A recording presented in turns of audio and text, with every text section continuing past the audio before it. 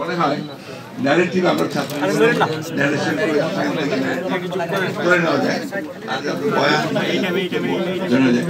সাধারণ মানুষ বয়ান অথবা আপনার ন্যারেটিভ এই কথা অতটা বোঝে না।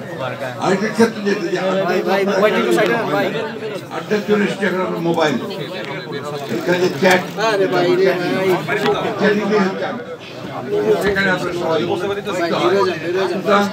রাজনীতি বলুন সমাজ বলুন এই একটা জিনিস আমাদের চলে এসছে। মামুন ভাই যে কথা বললেন যে প্রযুক্তির পরিবর্তনের ফলে সব কিছু বদলে যাচ্ছে, এই জিনিসটা আমরা অনেকেই যারা বয়োবৃদ্ধ আছি বয়স্ক আছি বুঝতে পারি, যার ফলে আমাদের এই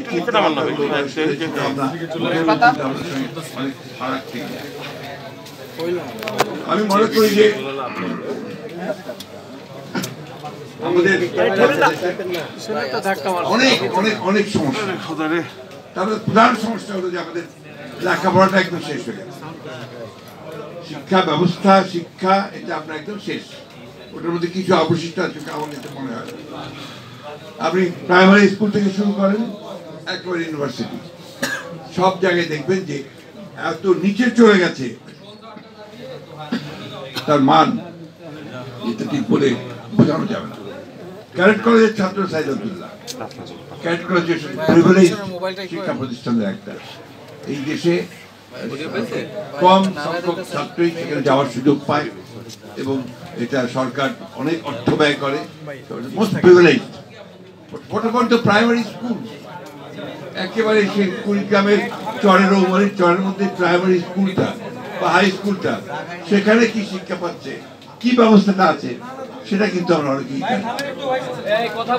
অসংখ্য স্কুল তৈরি হয়েছে আপনার বিভিন্ন এনপিও ভর্তি করে, এবং কলেজ তৈরি হয়েছে উইথ অনার্স এন্ড মাস্টার্স।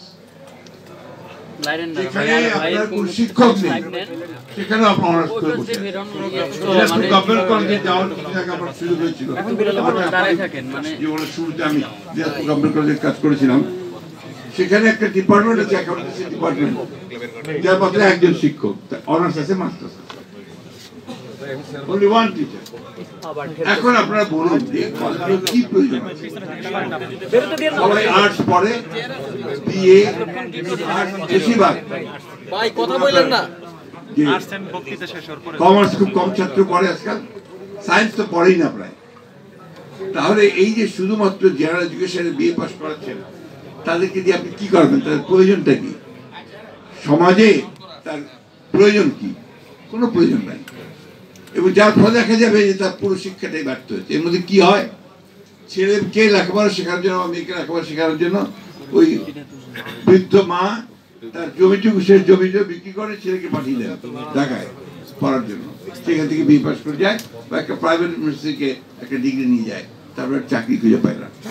এই যে আপনার সারা দেশে অসংখ্য শিক্ষিত বেকার, এটা একটা বড় সমস্যা, এটাকেও কিন্তু আমরা কেউ চিন্তা করছি। আজকে এই সরকার সংস্কারের কমিশন অনেকগুলো গঠন করেছে, কিন্তু শিক্ষা সংস্কারের কোনো কমিশন হয়নি, যেটা সবচেয়ে আগে প্রয়োজন ছিল, যেটা আমি মনে করি যে এটা সবচেয়ে আগে দরকার ছিল। গোটা প্রবলেমগুলোর মূলে ওই জায়গাটাই। আমি যদি আমার যদি শিক্ষাটাই ঠিক না হয়, জ্ঞান যদি আমার না থাকে, তাহলে আমি কি দিতে পারবো বা কি নিতে পারবো, বা সমাজে কোন পরিবর্তনটা আমি আনতে পারবো, আমি নিজের পরিবারের জন্য বা কি পরিবর্তন আনতে পারবো। আপনারা দেখুন মেডিকেল কলেজগুলোতে পরীক্ষার রেজাল্ট কালকে বেরিয়েছে বোধ হয়, তাই না? এবং এতগুলো ছেলে পরীক্ষা দিয়েছে, তার মধ্যে কয়েকটা মাত্র 5,500 ছেলে বোধ হয় সুযোগ পেয়েছে বিভিন্ন আপনার সরকারি আপনার মেডিকেল কলেজগুলোতে পড়ার জন্য। বাকিরা কি করবে? আবার তাদেরকে সবচেয়ে মজার ব্যাপার হচ্ছে হাই স্কুলে লটারি করে ভর্তি হয়। আমি উদাহরণ দিই, ঠাকুরগাঁও জেলা স্কুল, সেখানে লটারি করে ঠাকুরগাঁও ছেলেরা পরীক্ষা দিয়েছে। ক্লাস 3-তে যে ছেলে ভর্তি হবে তাকে যেতে হচ্ছে আপনাদের গাইবান্ধা স্কুলে। কোন ব্যবস্থা, কি লাভ, এটাতে কি তৈরি হচ্ছে আমি কিচ্ছু বুঝতে পারি না। এই যে একটা উন্মাদনা চলছে শিক্ষার ক্ষেত্রে, এইটা তো আপনার কেউ কোনদিন এটা দৃষ্টিও দিচ্ছে না, কথাও বলছে না এবং এটাকে পরিবর্তন করার জন্য চেষ্টা করা হচ্ছে। এখানে যেহেতু আপনার কোনো নির্দিষ্ট বিষয়ে আলোচনা হচ্ছে না, আলোচনা বিভিন্ন খাতে যাবেই, এটা খুব স্বাভাবিক ব্যাপার। মাহবুবুল্লাহ ভাই আমার এখানে পাশে বসে আছেন, উনি আমার আদর্শ। আমরা যখন প্রথম ঢাকা কলেজেই পড়ি তখন থেকে ওনাকে আমরা চিনি যে তিনি একজন অত্যন্ত ব্রিলিয়ান্ট স্টুডেন্ট এবং রাজনীতির সঙ্গে জড়িত। যখন ঢাকা ইউনিভার্সিটিতে গিয়েছি ওনাকে সরাসরি পেয়েছি, তখন ছাত্র ইউনিয়নের উনি সাধারণ সম্পাদক, আমরা ঢাকা ইউনিভার্সিটি গিয়ে ভর্তি হয়েছি। একদিকে মেধাবী, স্ট্যান্ড করা প্রত্যেকটা পরীক্ষাতেই, অন্যদিকে আপনার রাজনীতির একেবারে সবচেয়ে আপনার বিপ্লবী রাজনীতির সঙ্গে জড়িত মাহবুবুল্লাহ ভাই। তার সংস্পর্শে আসার সুযোগ হয়েছে, অনেকেরই সংস্পর্শে আসা হয়েছে। উনি আমাদের পরীক্ষার আগের রাতে আমাদেরকে ধর্মস্থ পড়িয়েছেন, পরীক্ষার আগের রাতে উনি ধর্মস্থ পড়িয়েছেন।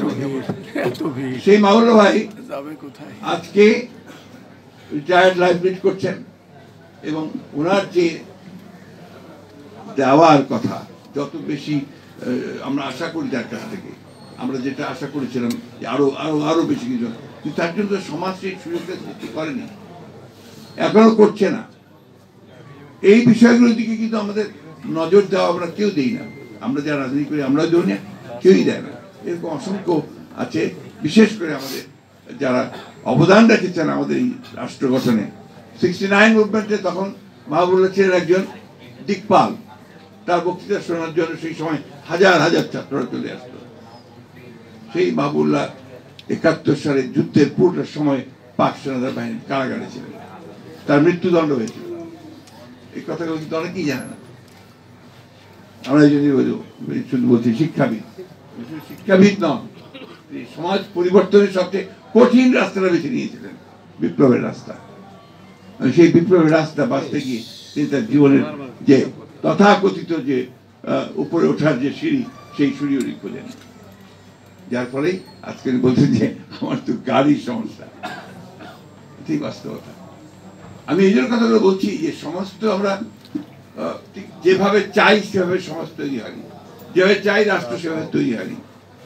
আমি ধন্যবাদ দিতে চাই ছেলেদেরকে যে তারা এই বিষয়গুলোকে সামনে নিয়ে এসেছে, এখন কথা হচ্ছে। একই সঙ্গে একটা কথা মনে রাখতে হবে সবসময়, যে হঠকারিতা করা যাবে না। অতি বিপ্লবী কোন চিন্তা ভাবনা নিয়ে সমাজে আরো অস্থিরতা বা একটা চরম একটা পরিস্থিতি সৃষ্টি করাটা বোধহয় সঠিক হবে, নৈরাজ্য সৃষ্টি করাটা বোধহয় ঠিক হবে না। এই কথাটা আমাদের মাথায় রাখতে হবে। আমাদের সময় মাহবুবুল্লাহ ভাইরা যা থিওরি পড়াতেন আমাদের, তার মধ্যে একটা কথা ছিল রোমান্টিসিজম। রোমান্টিসিজম মানে শুধু প্রেম নয়, বিপ্লবের প্রতি প্রেম, অতি তো এখন ওই চে গুয়েভারার কথা উনি বললেন, অর্থাৎ এই মুহূর্তে আমি সব পাল্টে দেবো, এই মুহূর্তে আমি দখল করবো, এই মুহূর্তে আমি সব অন্যায় পড়ে দেব। এটা হয় স্টেপ বাই স্টেপ, একটা প্রতি ধীরে ধীরে যেতে হয়, যেতে গেলে কিছুটা পারা যায়। তাও সবকিছু যে সুনিশ্চিত হবে তা নয়। আজকে বদলায়, সবকিছুরই পরিবর্তন হয়।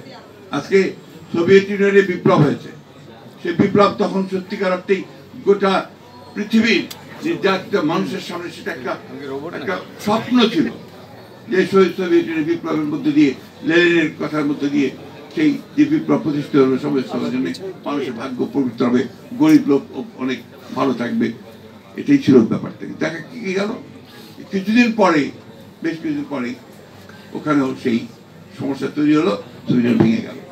চীনে মা সেতুং দীর্ঘদিন সংগ্রাম করে লড়াই করলেন, লড়াই করার পরে তিনি সফল হলেন, চীনের বিপ্লব হলো, লাল পতাকা উঠলো, লাল দেশ তৈরি হলো।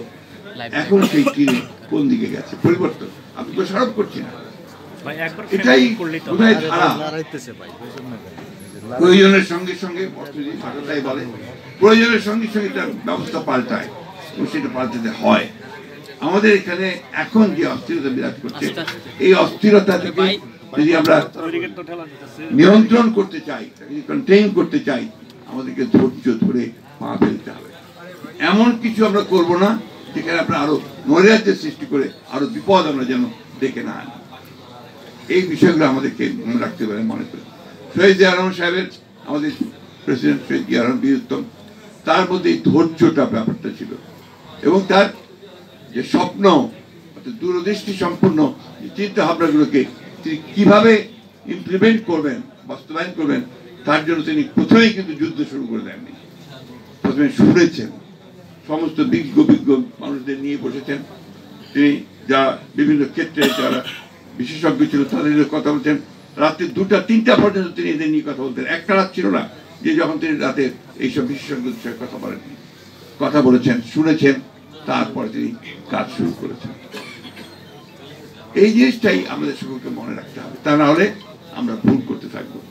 আজকে এই জিয়া স্মৃতি পাঠাগার, তাই না, একেবারেই একটা ঢাকা মহানগরের যে অফিস, মৌলানা ভাসানীর যে অফিস, তার পাশে তার কোন একটা ছোট্ট একটা র্যাকে কোথায় 20টা বই ছিল মনে হয় আমার, 20টা বই। আমরা একদিন দেখতে দেখলাম যে এখানে কেন এইভাবে, আমাদের তো আপনার একটা ভালো পাঠাগার তৈরি করা দরকার। শেষে আমরা আমাদের অফিসের, এখন যে নয়াপল্টন অফিসে আছেন, 6 তলায় জায়গা বের করে সেখানে আমরা একটা পাঠাগার নির্মাণ করলাম, তৈরি করলাম। এখন সেটা মোটামুটি একটা যাওয়া যায়, বসা যায়, বই পড়া যায়, সেই অবস্থা থেকে। কিন্তু সঙ্গে সঙ্গে যে কাজটা এরা করতে পেরেছে, যার জন্য আমি এদেরকে ধন্যবাদ দিই।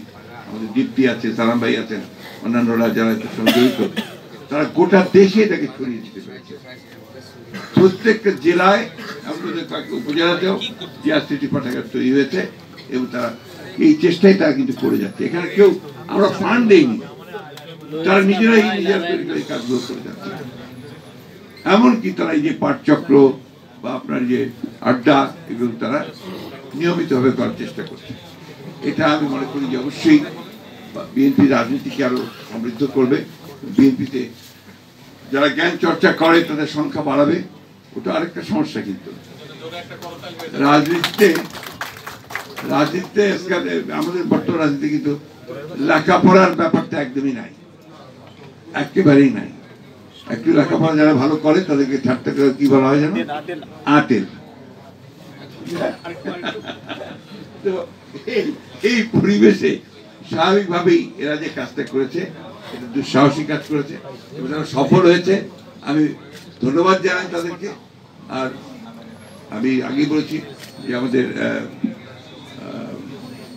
রীতা আপা, তিনি ইতিমধ্যেই আমাদের ঢাকার কাছে একটা চমৎকার লাইব্রেরি করেছেন। এরকম লাইব্রেরিতে অনেকখানি খুব সুন্দর সুন্দর গড়ে উঠেছে, আপনারা সেটা দেখবেন। আমি কথা বেশি বাড়াবো না, আমি একটা কথাই শুধু আপনাকে শেষ কথা বলতে চাই যে কখনো ধৈর্য হারাবেন না, আশা হারাবেন না। আমরা কেন জানি না, আমাদের প্রত্যাশা অনেক, কিন্তু ধৈর্য একেবারেই কম। এই তো মাত্র কয়েকটা মাস হয়েছে, এর মধ্যে সব পাগল হয়ে গেছে। এবং দেখেন আমাদের এই সরকার অনেক ভুল ত্রুটি করছে, ভুল তো করবেই, তারা তার সরকারে ছিল না, রাজনীতি করেনি, রাজনীতির বিষয় তারা অতটা জানেও না, বুঝেও না, তাই না? তাদের কিন্তু সেই সময়টুকু সুযোগ দিতে হবে। প্রতিদিন আপনার এখন বার হচ্ছে, আপনার মিছিল, দাবি দেওয়া সব বেড়ে গেছে। একদিন কোথায় ছিলে বাবা? তখন তো একটা কথা বলার সুযোগ, সাহসও কেউ পাও নাই, একটা কথা বলার সুযোগ কেউ পাও নাই, সাহসও পাও নাই। আর এখন যেহেতু একটা তৈরি হয়েছে, সবাই যাবে। এখন আমাদের সাহেব বলছিলেন যে ওনার পাশেই জাতীয় বিশ্ববিদ্যালয়, আজকে ওখানে স্ট্রাইক চলছে, রাস্তাঘাট বন্ধ। এটাতে লাভটা কাজ, এটাতে এই দেশের, এই সমাজের, এই মানুষের কোন লাভ হবে না। ধৈর্য ধরে যাই, সামনের দিকে যাই। অনেক ত্রুটি আছে, আমি বিশ্বাস করবো, তো অনেক ত্রুটি তারা নিয়ে এসছে, একটা জঞ্জালের মধ্যে এসছে, একেবারে ধ্বংসপ্রাপ্ত জঞ্জাল। চিন্তা, আমার ধারণা ছিল যে এটা এত খারাপ হয়ে গেছে। এই আপনার পরিবর্তনের পরে যখন আমরা দু একটা জায়গায় খোঁজখবর নেই, অফিস আদালতে খোঁজখবর নেই, ভয়াবহ, ভয়াবহ দুর্নীতি, চুরি, ব্যক্তিগত স্বার্থ ছাড়া আর কোনো চিন্তা নেই সরকারি আমলাদের মধ্যে। বলতে আমি বাধ্য হলাম, দুঃখিত। এই অবস্থার পরিবর্তন তো আপনার এত দ্রুত হবে না, একদিনে হবে না। ধৈর্য ধরেন, স্ট্রাকচার আমরা খাড়া করি, গণতান্ত্রিক একটা স্ট্রাকচার খাড়া হোক। সেই স্ট্রাকচার খাড়া হলে নিশ্চয়ই আমরা আপনার সামনের দিকে এগিয়ে যেতে পারবো। তো একটা কথা আবার আমি বলি, আমাকে অনেকে ভুল বোঝে যে আপনি তো নির্বাচন করেন কেন। হ্যাঁ, আমাকে বিশেষ করে ছাত্ররা তো বলেই এখানে নির্বাচন করার কারণটা একটাই, যে আমরা বিশ্বাস করি, আমি জানি না আমার এই বিশ্বাস ভুল কিনা, যে কোনো নির্বাচিত সরকার কিন্তু একটা অনির্বাচিত সরকার, আমার এক্সেস থাকে, আমি যেতে পারি, কথা বলতে পারি, আমি আমার সেই জায়গাটা নেই। জিয়াউর রহমানের কৃতিত্বটা ছিল কোন জায়গায়? জিয়াউর রহমানের কৃতিত্ব ছিল ওই জায়গায় যে তিনি একটা একদলীয় শাসন ব্যবস্থা, একেবারে বদ্ধ একটা রাজনীতি এবং বদ্ধ একটা অর্থনীতি সেখান থেকে তিনি বের করে নিয়েছেন। ওটাই ছিল বাংলাদেশের জন্য সবচেয়ে বড় সংস্কার, একদলীয় রাজনীতিকে বহুদলীয়, একটা ভ্রান্ত সমাজতান্ত্রিক অর্থনীতি থেকে নিজেকে একটা মিশ্র এবং মুক্ত বাজার অর্থনীতির দিকে নিয়ে এসেছিলেন। ভ্রান্ত বললাম, ভ্রান্ত সমাজতান্ত্রিক চিন্তা থেকে নিয়েছে। আর আওয়ামী লীগ সমাজতন্ত্র করবে কি? আওয়ামী লীগ কোন সমাজে বিশ্বাসই করতো না, করতো না, এটা ছিল প্রতারণা।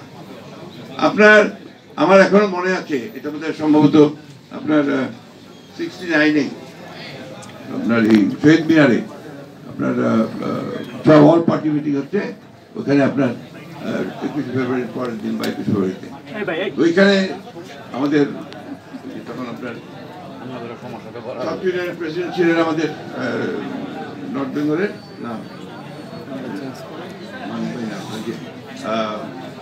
দোহা ভাই, শামসুদ্দোহা ভাই, হ্যাঁ সেক্রেটারি। উনি বক্তৃতা করতে গিয়ে আফ্রো-এশিয়া লাতিন আমেরিকার করে এই আপনার সমাজতন্ত্রের কথা বলে মার্কিন সাম্রাজ্যবাদের বিরুদ্ধে কথা বলে, আর যায় কোথায়, এত বড় বড় ছুরি টুরি সব বেরিয়ে আসলো, মার্কিন সাম্রাজ্যের বিরুদ্ধে কথা বলা যাবে, সেটা ছাত্র লেগে যাবে। তখন ওই দল যদি আপনার সমাজতন্ত্র করতে চায় কি হবে সমাজতন্ত্র অবস্থা? তাই হয়েছে। আজকে এই জিনিসটা আমাদেরকে বুঝতে হবে যে আমরা ওই জায়গাটা থেকে বেরিয়ে এসে সুযোগ পেয়েছি, সম্ভাবনা তৈরি হচ্ছে একটা যে আমরা একটা ভালো কিছু করবো। এই সংস্কারের প্রস্তাবগুলো আসতে শুরু করেছে। আমার বিশ্বাস যে আমাদের প্রধান উপদেষ্টা তিনি খুব শীঘ্রই এই বিষয়গুলো ডাকবেন, একটা সমাধানের দিকে আসবেন, আলোচনা হবে, ঐক্যমতের ভিত্তিতে আমরা একটা জায়গায় গিয়ে পৌঁছাবো। নির্বাচনটার কথা এই জন্যই তাড়াতাড়ি বলি যে নির্বাচনটা হলে এই সমস্যাগুলো চলে যাবে। এখানে আপনার একটা নির্বাচিত সরকার, সে একটা পিপলস ম্যান্ডেট নিয়ে বসবে, এরা তো এখন বসতে পারেনি, ওদের মধ্যে সেই কনফিডেন্স নাই। এই জন্যই আর পিপলের ভাষাটা তো বুঝতে হবে, সেটা আপনাকে নির্বাচিত সরকারের সবচেয়ে ভালো বুঝতে বলে আমরা বিশ্বাস করি। এই জন্য আমরা এখনই করে ফেলতে হবে তা তো বলছি না, ন্যূনতম যে সংস্কারটা প্রয়োজন সেটা করে নিয়ে নির্বাচিত করলে সমস্যাটা অনেকটা সমাধান হবে। যাই হোক, আমি এর কথা বাড়াবো না। আমি আড্ডা দিদিকে বক্তৃতার মতোই কথা বলে ফেলেছি, কিন্তু আড্ডার পরিবেশ থেকে নাই। আড্ডা আমি আশা করবো এর পরে আমাদের সালাম সাহেব, দীপ্তি, এরা সেই পরিবেশ নিয়ে আরো ভালোভাবে তৈরি করতে পারবেন, আড্ডার ব্যবস্থা করতে পারবেন। সেই জন্য আমি আবার তাদেরকে ধন্যবাদ জানাচ্ছি। ধন্যবাদ স্যারকে। আজকে সহসাগরের সম্পাদক আছেন মহিউদ্দিন কলি, প্রেস ক্লাবে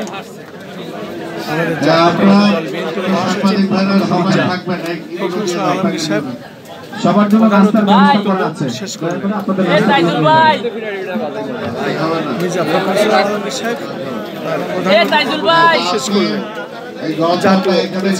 আমি খন্দকার মাসুদ